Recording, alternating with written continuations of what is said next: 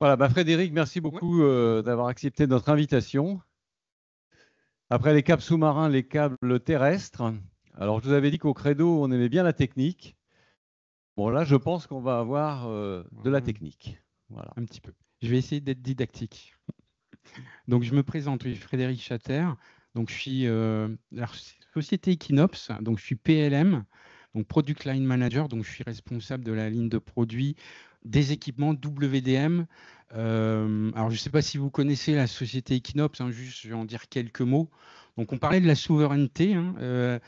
Equinops, c'est une société française basée pas mal enfin, fondée en Bretagne et toujours basée en Bretagne. Et on est un fabricant d'équipements WDM, donc pour les réseaux de transport optique. Alors, on a deux lignes de produits, en fait. On fait à la fois des équipements WDM, mais aussi des petits routeurs d'accès. Voilà, donc moi, je suis côté transport optique, donc, et c'est ce dont je vais vous parler aujourd'hui. Donc, souveraineté, effectivement, il faut savoir que Equinops, donc tout ce qui est design des équipements, prototypage, test, industrialisation, tout est fait en France. Le développement du code qui va avec les équipements, voilà. Le cœur d'un équipement optique, c'est ce qu'on appelle les transpondeurs, hein, donc c'est ce qui va allumer, envoyer le signal optique dans la fibre. Et pour faire des centaines ou des milliers de kilomètres, les transpondeurs, on les fabrique. Alors, on s'appuie sur des composants que l'on va acheter. Un composant clé du système, c'est ce qu'on appelle les DSP, les processeurs qui traitent le signal optique. Donc ça, par contre, on ne le fabrique pas. Il y a quelques vendeurs, il y en a très peu, mais il y a quelques vendeurs dans le monde auxquels et on a un partenariat spécifique avec un vendeur. Donc on achète les composants et on fait tout l'assemblage, l'intégration, le développement du code et voilà. Et on produit donc et on vend dans le monde entier, hein. Donc on vend beaucoup aux US, en Europe, en Afrique, en Asie, voilà, on en vend un peu partout. On fait à peu près 120 millions de chiffre d'affaires sur globalement au niveau de la société Equinox, hein. Donc la R&D est à Lannion. On a des bureaux commerciaux un peu sur tous les continents. Le support se fait à la fois à Lannion et aux US, donc ce qui permet de couvrir tout l'étendue de nos clients. Donc voilà, donc juste quelques mots. Donc moi, je vais vous parler de la sécurité dans les réseaux de transport optique, notamment longue distance. Alors, je vais voilà, donc juste un aperçu sur le plan. Alors, les slides vont être en anglais, je vais le faire en français, mais voilà, je vais laisser les slides en anglais. Donc, je vais revenir un peu ce que c'est sur ce dont on parle, hein, le réseau optique à longue distance, et notamment les évolutions. On en a parlé un petit peu déjà, hein, dans les intervenants précédents. Les stratégies de résilience de ces réseaux-là. euh, je vais faire un focus sur l'encryption des données et puis je terminerai sur la sécurité quantique. Donc, ça va donner un aperçu de tout le volet résilience et sécurité. Donc, sur les réseaux optiques, alors, les réseaux de transport optique, voilà, de façon très schématique, hein, ce qu'on peut, si on voulait donner un aperçu des réseaux de transport optique, hein, l'architecture globale, la voici, hein, donc à plat, mais c'est très hiérarchisé, hein. Donc, on trouve à gauche tout ce qui est réseau d'accès, réseau d'entreprise. Donc, vraiment, c'est la collecte des données venant des clients finaux ou des petits réseaux d'accès, des réseaux pour aller chercher le trafic sur les antennes, ce qu'on appelle les réseaux mobile backhaul, voire contrôle. Donc tout ça, c'est, je dirais, plutôt l'accès. Et puis on a des réseaux ensuite optiques, métro ou régionaux. Donc ça, c'est pour couvrir des distances de quelques centaines de kilomètres. Ensuite, on a les réseaux longue distance. Donc typiquement, c'est ce qui va faire la longue distance, qui va couvrir un pays, hein. Donc en France, Si je prends le réseau d'Orange, on a un réseau longue distance, donc Jean-Louis Leroux, juste avant, aurait pu en parler, mais le réseau terrestre, il va relier les principales villes, Paris, Lyon, Marseille, voilà, sur quelques grandes artères. Donc, c'est généralement, ces réseaux longue distance, c'est des réseaux maillés à très haut débit, donc il n'y a pas forcément beaucoup de liens en fonction des pays, mais c'est généralement on essaye de mailler les réseaux très haut débit. Donc aujourd'hui, c'est souvent du 400 Gbps pour une longueur d'onde, sachant que sur un réseau WDM, on va justement multiplexer les longueurs d'onde, voilà, pour en mettre jusque en fonction de la bande passante de la fibre qu'on veut utiliser, 90 ou plus. Et ça sur des milliers de kilomètres. Et donc, on a tout un ensemble d'équipements pour faire cette transmission longue distance avec des amplificateurs, du signal optique qu'on va essayer d'être le plus performant possible et donc en injectant le moins de bruit possible sur ce signal qu'on veut transmettre. On a ce qu'on appelle des RODM. Donc, RODM, c'est Reconfigurable Optical Add Drop Mux. Alors, en fait, c'est des commutateurs optiques. Vous avez des longueurs d'onde qui arrivent d'un côté et qu'on peut rerouter sur telle ou telle fibre. Donc, c'est vraiment des nœuds d'aiguillage dans le réseau, mais tout se passe en optique. On ne descend jamais au niveau électrique, en fait. C'est ça la force, parce que ce qui coûte, en fait, c'est la conversion dans un réseau longue distance, mais je dirais généralement, ce qui va coûter, c'est la conversion optique électrique-optique. Donc, si on peut faire tout en optique de bout en bout, c'est bien mieux, en fait. On s'affranchit de ce coût de régénération d'électrique et on réduit les coûts de transport. Donc ça, ces RODM sont vraiment intéressants. C'est des points de flexibilité et toujours en optique. Voilà. Et puis, ce réseau terrestre longue distance, on veut qu'il soit résilient parce que, en fait, c'est très hiérarchique un réseau. Ce réseau qui couvre un pays entier, il va interconnecter tous les réseaux régionaux de ce pays. Donc, si une artère tombe sur ce réseau national, eh ben, potentiellement, l'impact, c'est des milliers ou c'est toute une zone isolée. Alors, on va essayer de sécuriser tout ça, bien entendu, mais je dirais schématiquement, les impacts sont très importants. Alors que une fibre qui tombe sur un réseau d'accès, on aura quelques dizaines ou un peu plus peut-être, mais c'est pas aussi impactant, quoi. Donc vraiment, une caractéristique de ces réseaux longue distance terrestres, c'est une volonté de sécurisation vraiment autant que possible. Et puis les réseaux sous-marins, donc on en a parlé juste avant, qu'on peut aller chercher pour aller faire des longues distances et aller taper sur des data centers de nos chers GAFAM. Donc voilà, donc ça c'est un aperçu de ces réseaux, des réseaux optiques et sur la partie terrestre. Alors là, je fais juste un focus. Alors ça semble un peu, désolé, semble un peu technique. C'est pas si, je vais rester très très simple en fait. Sur un réseau longue distance, mais je dirais c'est un peu valable sur le reste du réseau. Schématiquement, une liaison, on va trouver, c'est décrit selon ce synoptype. Vous avez les équipements qui vont générer le trafic à transporter, donc ça vient d'un routeur. Pour moi, en tant que réseau optique, enfin quand je dis pour moi, voilà, c'est pour cette couche optique, voilà, on a des clients routeurs, des interfaces routeurs, ça vient de data center, ça vient de ce qu'on veut, et on veut transporter ça de façon optique sur la longue distance. Donc on va utiliser des transpondeurs qu'on trouve ici, et on va transformer notre signal client en un signal WDM, donc sur une longueur d'onde bien précise.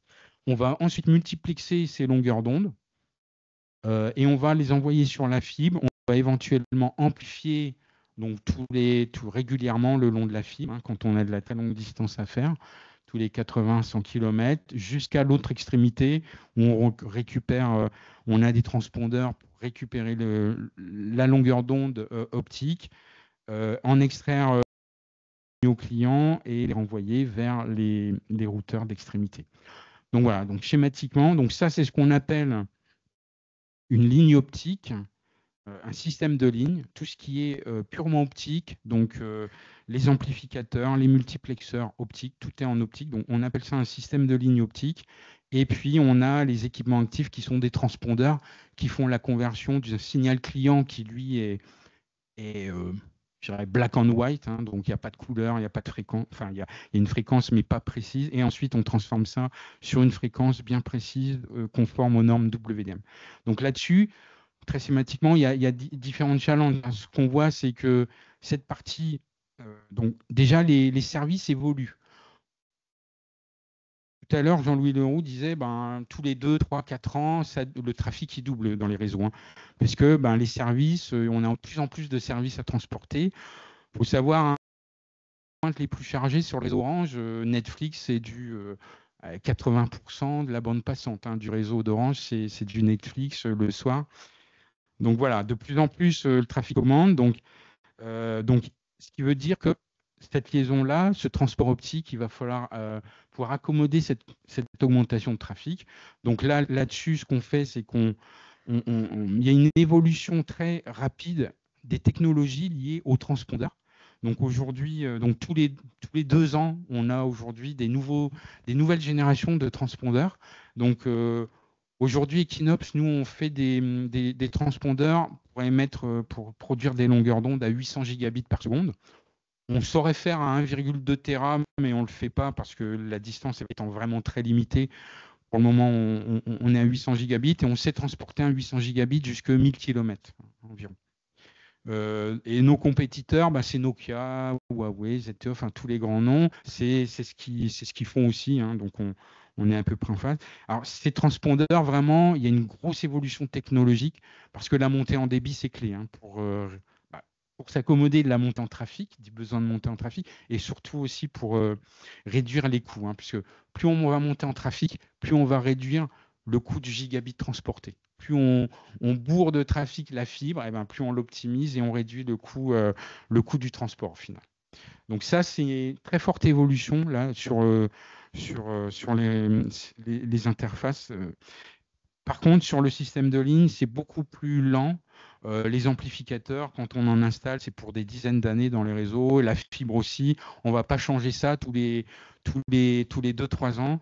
C'est vraiment tous les 5, 10, voire 15 ans qu'il y a du renouvellement. Donc, les systèmes de ligne, par contre, eux, ça reste beaucoup plus stable. Donc voilà, donc ça, c'est pour donner un aperçu. Et donc, comme je disais, aujourd'hui, l'écosystème sur les réseaux terrestres optiques, notamment longue distance, il y a des énormes évolutions. Alors, j'en ai parlé un petit peu, les capacités optiques qui augmentent fortement. Hein, donc, 1,2, 1,6 terabits par seconde. Le 1,2 commence à se déployer. Alors là, c'est quand même sur des courtes distances, donc il va falloir attendre les nouvelles générations de transpondeurs pour aller plus loin. Tout ce qui est DSP, 140 gigabits, voilà, tout ce qui permet d'augmenter la capacité, ça évolue très très vite. Ensuite, grosse évolution, c'est du software everywhere, ce que j'appellerais le software everywhere.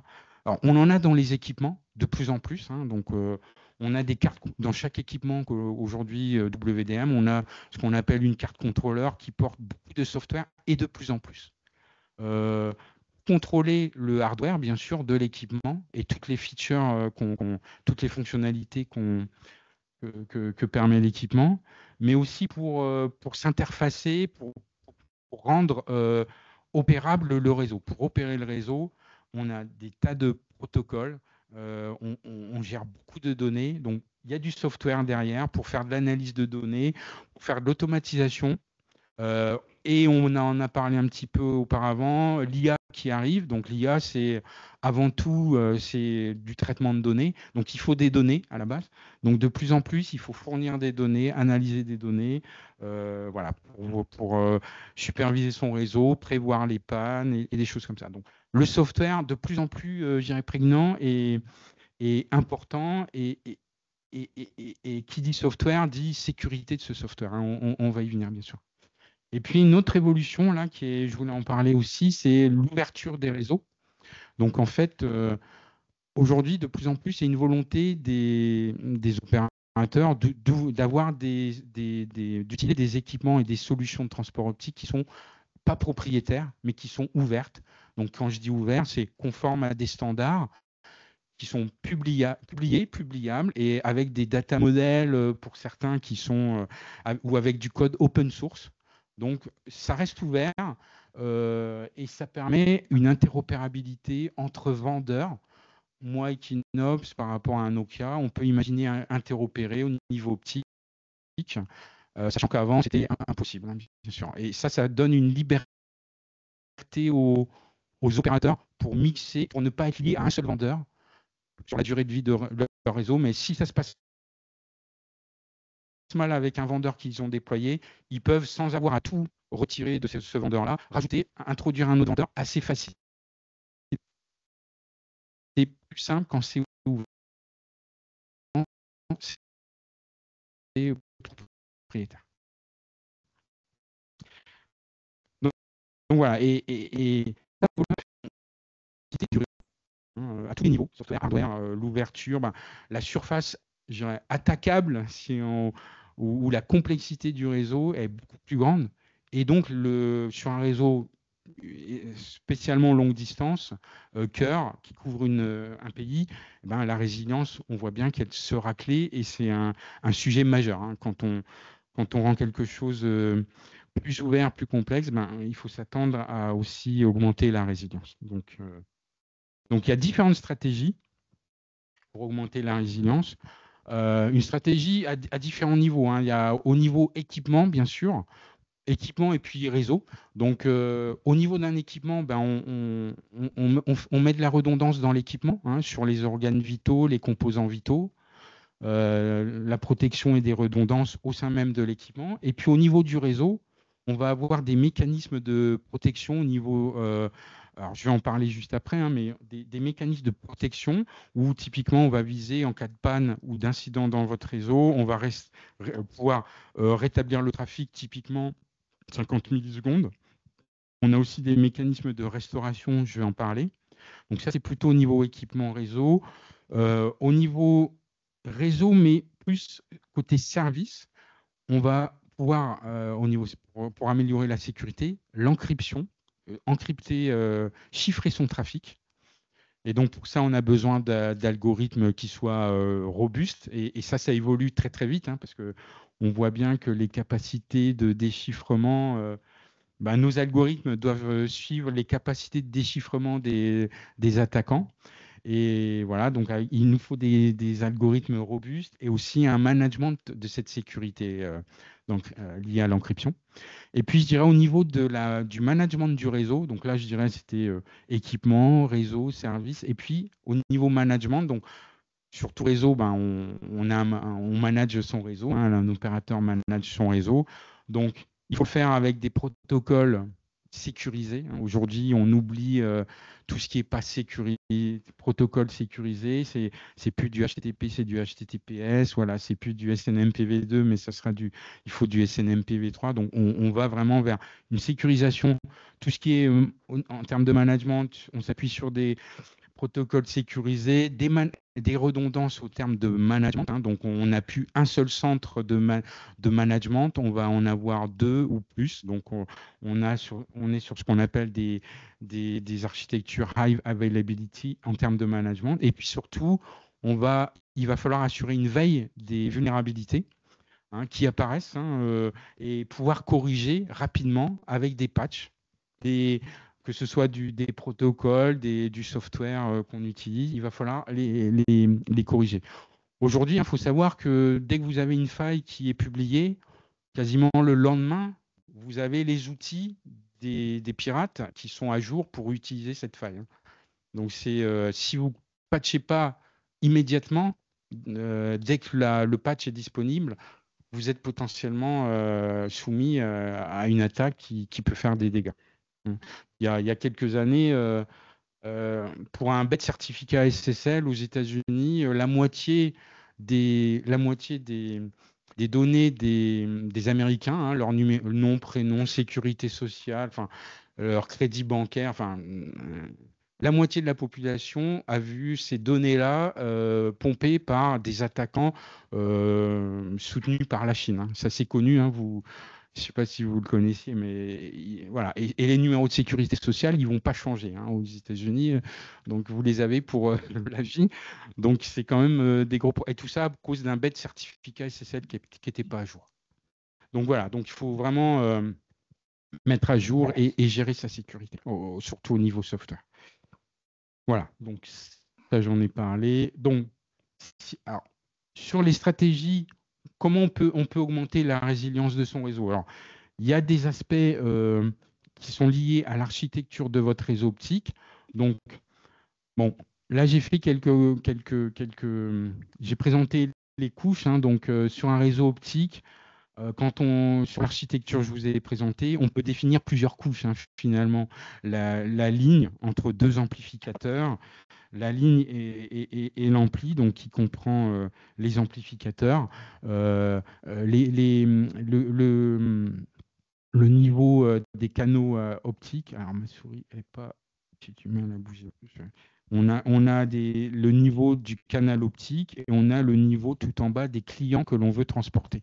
Donc à chacun de ces niveaux, on peut décider ou pas de protéger en fonction de sa stratégie. Et ça, pour cela, on se base sur j'ai représenté des building blocks, hein, des blocs de construction, enfin, c'est des features dans les équipements WDM qui peuvent faire soit de la protection, de la restauration ou de la cross-connexion entre différents ports d'un même switch. Donc, quelques exemples ici, hein, si la protection, typiquement, quand on parle de protection optique, c'est une feature dans votre équipement WDM qui permet, vous avez un signal client qui va être émis sur deux chemins qu'on appelle working et protection, sur deux chemins différents de votre réseau optique. Et puis à l'autre bout, eh ben, vous switchez dès qu'il y en a un qui a interrompu, vous switchez sur le second. Donc, soit on peut le mettre côté client, soit on peut le mettre côté ligne, ce switch OPS, donc Optical Protection Switch. Donc ça, c'est un élément pour construire le réseau et assurer une protection. On peut aussi s'appuyer sur ce qu'on appelle des aiguillères optiques. Donc, en anglais, c'est Wavelength Selective Switch. Donc, c'est ce qu'on trouve dans les RODM, hein, les fameux Reconfigurable Optical Add-Drop MUX. Donc, ça permet de rerouter une longueur d'onde d'un port à un autre. Donc, en cas de problème, j'ai une route. C'est pratique dans les réseaux maillés. Quand vous avez plusieurs routes pour atteindre un site distant, vous envoyez le trafic sur une route. Et s'il y a un problème sur cette route-là, vous basculez sur l'autre et tout se fait en optique, en fait. Voilà, donc ça va être basé sur des fonctions associées au RODM.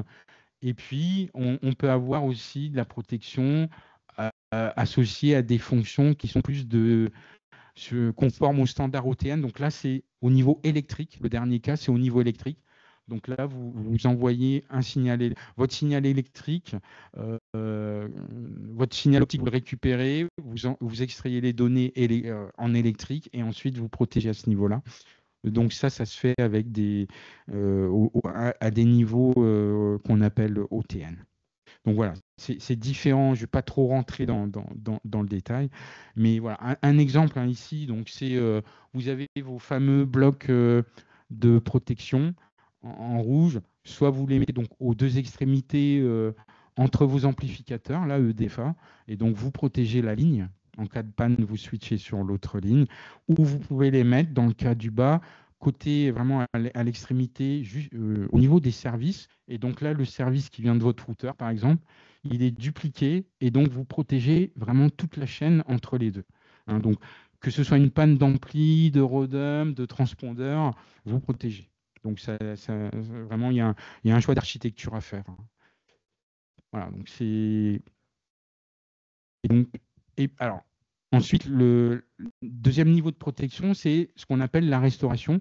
Alors, la restauration, on va s'appuyer sur ce qu'on appelle les RODM. Hein. Et donc, un RODM, il peut vous switcher une longueur d'onde qui était sur un port donné, sur une fibre donnée, on va la rerouter sur une autre fibre. Tout ça en optique, hein, donc avec un aiguilleur optique.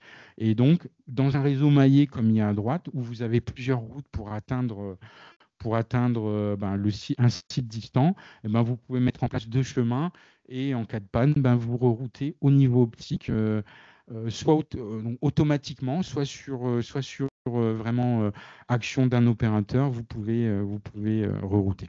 Donc ça, c'est ce qu'on appelle restauration. Donc, il faut vraiment avoir un degré de maillage intéressant et avoir de la capacité disponible effectivement sur les routes qu'on veut utiliser. Donc là, on a vu la partie résilience au niveau architecture et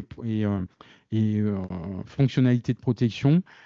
Ensuite, sur la partie management, donc je disais, on a de plus en plus de software, hein, et aujourd'hui, quand on veut gérer à partir d'un manager un réseau optique, ben on a ce qu'on appelle un NMS, un Network Management System, qu'on va pouvoir doubler. Idéalement, souvent, on le double avec une synchronisation maître-esclave, et voilà, on réplique tout de l'un à l'autre, et quand mon manager tombe en panne, je peux basculer sur l'autre. On a accès à tout un tas d'applications et avec que des protocoles sécurisés. Donc, je ne vais pas rentrer trop dans les détails, hein, mais tout doit être fait sur des protocoles sécurisés. Aujourd'hui, quand on répond à un RFP d'un opérateur, c'est ce qu'on nous demande, hein. Si on a un protocole qui n'est pas sécurisé, c'est vraiment un point bloquant. Frédéric, Oui. je t'informe qu'il te reste 10 minutes. D'accord. C'est juste une information. Oui, très bien. Donc, j'en viens à la sécurité des données grâce à l'encryption. Donc, on a vu sur la partie réseau, architecture, fonctionnalité de protection. Maintenant, on va vouloir aussi de plus en plus chiffrer les données que l'on transporte dans notre réseau optique. Donc, pour ça, il y a quatre grandes fonctions, hein, en fait.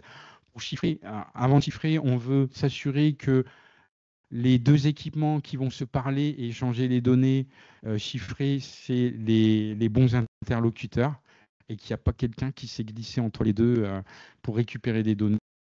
Donc, on va devoir authentifier les devices, on va devoir gérer de façon sécurisée et qui soit le plus aléatoire possible. On va ensuite encrypter le trafic, bien sûr. Et auparavant, il aura fallu distribuer les clés entre les 2 sites et de façon et avec un certain taux de rafraîchissement, hein, pour toujours augmenter le niveau de sécurité. Donc ça, c'est le schéma de principe. Donc aujourd'hui, on fait l'encryption que j'ai appelée traditionnelle. Donc ce qu'on va faire, c'est qu'on a typiquement, on a une carte dans un équipement qui va pouvoir, avant d'envoyer le signal optique sur la fibre, toutes les données qui vont être sur cette longueur d'onde, sur cette fibre, toutes les données vont être chiffrées. Et typiquement, donc, il faudra donc le même équipement avec la même clé de l'autre côté. Et typiquement, je dirais, voilà.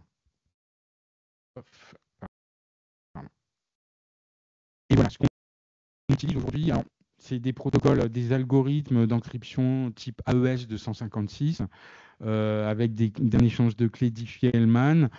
Voilà. Et ça peut être mis en place sur n'importe quel réseau WDM, hein, sur une liaison optique.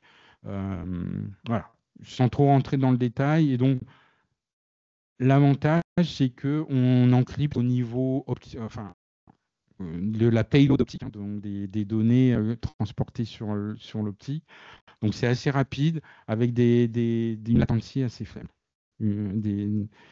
Donc sur l'échange de clés, je dirais, on va s'appuyer sur des équipements avec des composants spécifiques, hein. Il y a il y a toute une ingénierie derrière avec des moteurs de cryptographie intégrés aux équipements. Donc nous aujourd'hui, à Equinox, on a des solutions de ce type-là. On n'est pas les seuls, hein, bien sûr, mais voilà, on a des composants spécifiques avec des clés qui sont générées en local et qu'on ne peut pas aller lire sauf à détruire l'équipement, hein. donc c'est un gage de sécurité. Et voilà. Aujourd'hui, AES, Advanced Encryption Standard, c'est ce qui est requis par tout ce qui est banque, institutions et gouvernement. Mais c'est pas forcément ce qui, c'est pas forcément ce qui sera bien pour les années qui viennent, hein, et dès maintenant, je dirais. Et c'est pour ça qu'aujourd'hui, on parle de sécurité à base de mécanismes quantiques. Alors pourquoi? Parce qu'aujourd'hui, avec les ordinateurs quantiques, on sait bien qu'avec leur puissance de calcul, le chiffrement qu'on fait aujourd'hui, il va être cassé dans peu de temps, en fait, hein. Donc, il y a une stratégie aujourd'hui des attaquants qui est de dire on collecte les données, on ne sait pas les déchiffrer aujourd'hui, mais on collecte et on stocke. Et quand on aura l'ordinateur quantique pour déchiffrer, ben on pourra le déchiffrer. Et voilà. Mais même si on ne peut pas le faire tout de suite, on collecte et on store. Et on stocke les données.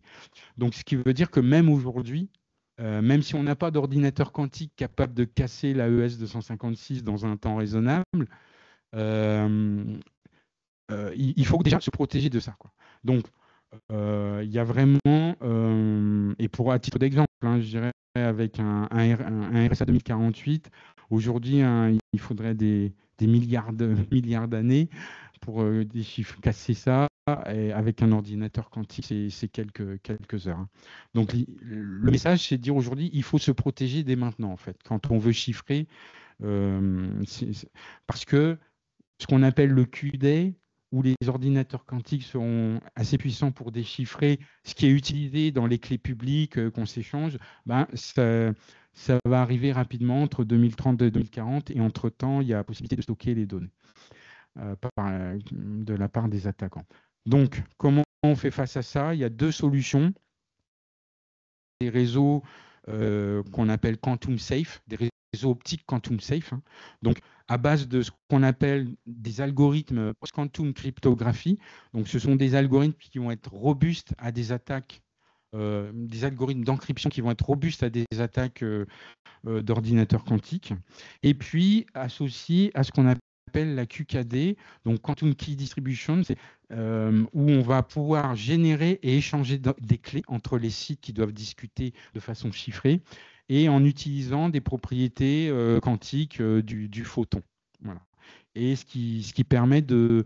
Donc, ces propriétés-là, donc, en fait, grâce à ces propriétés, si un attaquant veut intercepter les données, en fait, on va le détecter automatiquement parce qu'on va changer les propriétés de notre photon. Donc, c'est un moyen vraiment de... Et en fait, le photon même sera... il ne pourra pas déchiffrer parce que le photon les clés seront modifiées. Donc, c'est une façon intéressante vraiment de détecter et de se protéger. Donc, PQC, intéressant. Associé à QKD, c'est vraiment ce vers quoi on va. Alors, je ne vais pas trop rentrer dans le détail, hein, et on a dit. Et voilà, hein, en gros, sans rentrer dans le détail, bon, on parle toujours de Alice et Bob qui doivent discuter entre eux. Ben, avec la QKD, on va échanger des clés entre les deux sites distants, et on va utiliser ces clés-là. Alors, les clés vont être transportées en même temps sur le canal optique entre nos deux équipements optiques pour chiffrer et déchiffrer, et un attaquant ne pourra pas essayer d'interrompre ce flux sans être détecté, en fait.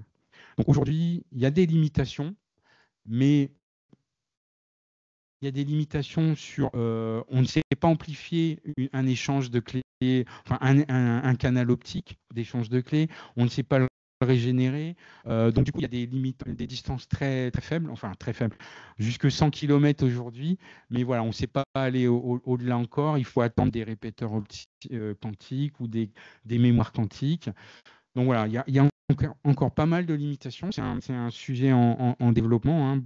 Beaucoup de labs travaillent là-dessus. Et pour finir, bah, c'est quand même, ça devient une réalité, hein, puisque là, j'ai mis ce que vous trouverez dans la presse, hein, Orange Business, qui a lancé récemment, c'était en juin cette année, donc une offre Orange Quantum Defender, où ils associent. Alors c'est un réseau en région parisienne, qui associe PQC et QKD. Donc, c'est un réseau optique qui est sécurisé à base de ces deux concepts PQC et QKD pour vraiment apporter le meilleur de la sécurisation à des entreprises qui doivent échanger des données. Donc ça, c'est déjà une réalité.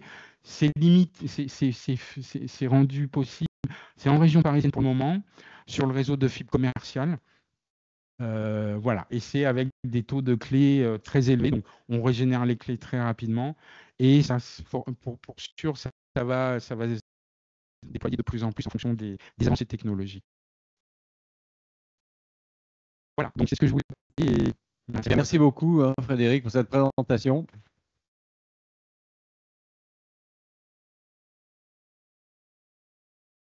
Parce que là, on peut mesurer la complexité qu'il y a dans la sécurisation de ces réseaux longue distance. Bon, je vais prendre une question de la salle et j'ai une question à distance. Bon, je commence par la question à distance. Comment intervient la supervision sur la sécurisation de ces réseaux longue distance et que doit-elle mesurer, cette supervision? Alors, pour la supervision, on parle effectivement on met en place souvent dans des outils de supervision dans les operating centers, spécifiquement liés à la sécurité. Et on va pouvoir, je dirais, c'est comme pratique, hein. On va pouvoir détecter tous les flux de données qui sont illicites. On va pouvoir surtout monitorer le réseau et voir s'il n'y a pas une surcharge parce que ça peut être du déni de service. Et on va donc tous les KPI d'un réseau en termes de bande passante, trafic, capacité utilisée sur le réseau, tout ça, ça va être monitoré. Et je dirais de plus en plus, donc il y a quelques KPI comme ça qu'on utilise. Et derrière, on va aussi utiliser de plus en plus des IA pour faire de la corrélation en fait, hein, de toutes ces données-là. Très bien, merci. Est-ce qu'il y a encore une dernière question? Oui. Pardon, je suis désolé, je viens pas du monde optique, donc c'est peut-être une question idiote, hein. J'enseigne dans le département, mais je connais mieux la partie sans fil. Et j'ai du mal à comprendre sur un équipement qui par nature est très difficile à écouter, pourquoi on chiffre? En fait, c'est pas si difficile que ça d'écouter. On peut très bien, il y a différentes techniques, hein. On peut faire on peut insérer des splitters sur une fibre. Alors, on va la couper pendant un petit moment, mais ça peut être très rapide. On peut écouter une fibre. On peut se mettre sur un équipement. Enfin, au niveau de la fibre, là, je parlais de la fibre. Après, au niveau équipement, sur un équipement, on a des ports et on peut se plugger sur. C'est pas assez sécurisé. Pouvoir s'introduire sur votre équipement et faire une redirection de trafic ou dupliquer du trafic, comme sur un routeur, hein, en fait. De plus en plus, des fonctionnalités de routage, on en trouve sur les équipements WDM. Donc, en fait, voilà, toutes ces surfaces d'attaque, au niveau de la fibre, des équipements, on peut écouter des choses. Merci beaucoup, Frédéric. Je vous propose de prendre 15 minutes de pause. Retour à 15h30.